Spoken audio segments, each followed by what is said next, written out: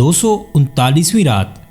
شہرزاد نے کہا، جب دوسرے سال ابن منصور بصرے کے حاکم سے اپنا حق لینے کے بعد لوٹنے لگا تو اسے بدور کا خیال آیا اور وہ اس کے گھر گیا اور وہاں کا منظر دیکھ کر وہ سمجھا کہ وہ مر گئی ہے۔ اور جب وہ بدور کے گھر سے جبیر بن عمیر کے گھر پہنچا تو ابن منصور نے خلیفہ کو بتایا کہ جب میں جبیر بن عمیر کے گھر اس کا حال معلوم کرنے پہنچا تو میں نے دیکھا کہ اس کے چبوترے ٹوٹے پڑے ہیں اور پہلے کی طرح وہاں نہ کوئی غلام ہے نہ عیش کا سامان۔ میں اپنے دل میں کہنے لگا کہ شاید وہ بھی مر گیا ہے، اور اس کے دروازے پر کھڑا ہو کر آنسو بہانے لگا۔ اے امیر المومنین، ابھی میں گریہ و زاری کر ہی رہا تھا کہ ایک حبشی غلام مکان سے نکل کر میرے پاس آیا اور کہنے لگا کہ اے بوڑھے، تیرا ستیہ ناس ہو، تو کیوں اس مکان پر گریہ و زاری کرتا ہے؟ میں نے جواب دیا، میں اس مکان میں اپنے ایک دوست سے ملنے آیا کرتا تھا۔ اس نے پوچھا، اس کا نام کیا تھا؟ میں نے کہا، جبیر بن عمیر شیبانی۔ وہ بولا، بھلا اس پر کیا گزری؟ خدا کے فضل سے وہ ایسا ہی امیر اور دولت مند ہے جیسا کہ وہ پہلے تھا۔ خدا نے اسے ایک لڑکی کی محبت میں گرفتار کر رکھا ہے جس کا نام بدور ہے، اور وہ اس کے عشق میں سر تا پا ڈوبا ہوا ہے۔ محبت کے مارے وہ اس طرح پڑا رہتا ہے جیسے پتھر بے جان و حرکت پڑے رہتے ہیں۔ اے میرے آقا، اگر اسے بھوک لگتی ہے تو وہ نہیں کہتا کہ مجھے کھانا کھلاؤ، اگر پیاس لگتی ہے تو پانی نہیں مانگتا۔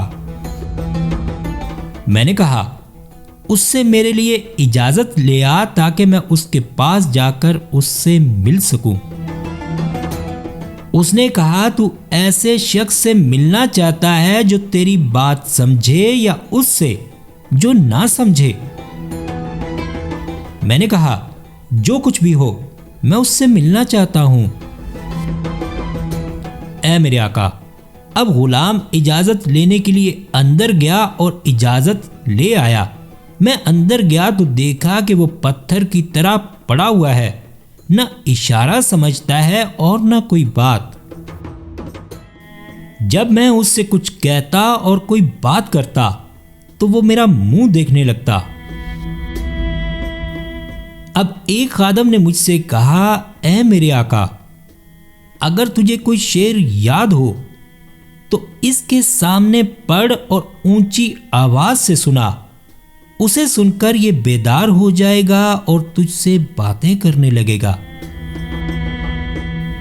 میں نے کچھ اشعار پڑھے تو اس نے اپنی آنکھیں کھول دیں اور مجھے پہچان کر کہا، اے ابن منصور، خوش آمدید، مذاق سنجیدہ ہو گیا۔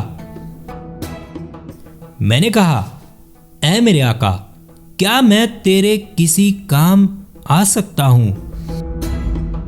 اے میرے آقا، اس نے جواب دیا، ہاں، میں چاہتا ہوں کہ تیرے ہاتھ اس کے پاس ایک خط بھیجوں۔ اگر تو جواب لے آیا تو میں تجھے 1000 دینار دوں گا، اور اگر بغیر جواب کے لوٹا تو تیرا راہ خرچ 100 دینار۔ میں نے کہا، اے میرے آقا، جیسی تیری مرضی۔ اب جبیر نے ایک کنیز کو بلا کر دوات اور کاغذ منگوایا۔ وہ لے آئی تو اس نے خط لکھ کر اس پر مہر لگائی اور مجھے دے دیا۔ اے میرے آقا، میں خط لے کر بدور کے گھر گیا اور پہلے دن کی طرح پردہ تھوڑا تھوڑا اٹھایا اور کیا دیکھتا ہوں کہ 10 کنواری اور نہایت دلکش صورت والی لڑکیاں بیٹھی ہوئی ہیں، اور بدور ان کے درمیان ایسی معلوم ہوتی ہے جیسے ستاروں کے بیچ میں 14ویں رات کا چاند یا سورج جو بادلوں کے پیچھے سے نکلا ہو اور میں نے دیکھا کہ اس کے چہرے پر نہ غم ہے اور نہ الم۔ میں اس کی طرف دیکھ ہی رہا تھا اور اس کی حالت پر حیران تھا کہ اس نے میری طرف نظر اٹھائی اور دیکھا کہ میں دروازے پر کھڑا ہوں۔ کہنے لگی، اے ابن منصور، مرحبا، اندر آ۔ میں نے اندر جا کر اسے سلام کیا اور خط دیا۔ اے میرے آقا۔ اس نے خط پڑھا اور مطلب سمجھا تو ہنسنے لگی اور کہا، اے ابن منصور، میں ابھی جواب لکھتی ہوں تاکہ جس چیز کا اس نے تجھ سے وعدہ کیا ہے وہ تجھے دے دے۔ میں نے کہا، اے میری آقا، خدا تجھے نیک بدلہ دے۔ اب اس نے ایک لونڈی کو آواز دے کر کہا کہ لکھنے کا سامان لا۔ لونڈی قلم، دوات اور کاغذ لے آئی تو اس نے ایک خط لکھا۔ اے میرے آقا، جب اس نے خط لکھ کر مجھے دیا اور میں نے پڑھا تو میں نے کہا، اے میری آقا، واللہ اس کے اور موت کے درمیان اسی خط کی کسر ہے۔ یہ کہہ کر میں نے اسے پھاڑ ڈالا اور کہا، دوسرا خط لکھ۔ وہ بولی، سر آنکھوں پر، اور دوسرا خط لکھا۔ اے میرے آقا، اور جب اس نے مجھے دوسرا خط لکھ کر دیا اور میں نے پڑھا تو میں نے کہا کہ اے میری آقا، واللہ اس کے پڑھتے ہی اس کی روح جسم سے نکل جائے گی۔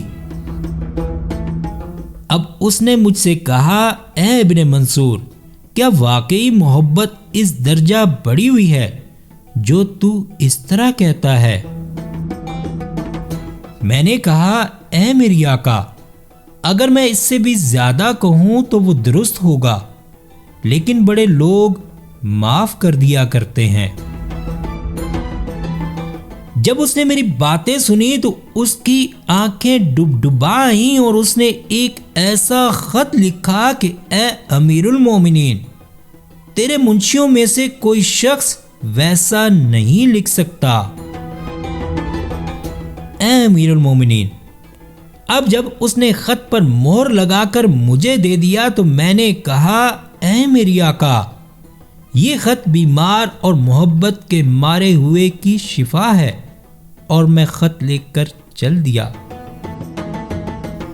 اے میرے آقا، ابھی میں چلا ہی تھا کہ اس نے مجھے پھر بلایا اور کہا کہ اس سے کہیو کہ میں آج تیری مہمان ہوں۔ میں بہت خوش ہوا اور خط لے کر جبیر بن عمیر کے پاس روانہ ہو گیا۔ جب میں اس کے پاس پہنچا تو دیکھا کہ اس کی آنکھیں جواب کے انتظار میں دروازے پر لگی ہوئی ہیں۔ میں نے اسے خط دیا، اس نے کھولا، پڑھا اور اس کا مفہوم سمجھا اور ایک چیخ ماری اور بے ہوش ہو کر گر پڑا۔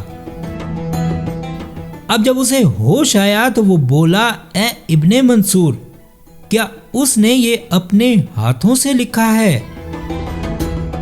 میں نے کہا، اے میرے آقا، کیا لوگ اپنے پاؤں سے بھی ایک دوسرے کو خط لکھا کرتے ہیں؟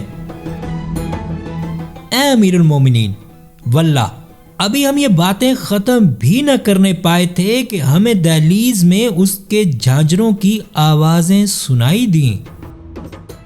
اب شہرزاد کو صبح ہوتی دکھائی دی اور اس نے یہ کہانی بند کر دی۔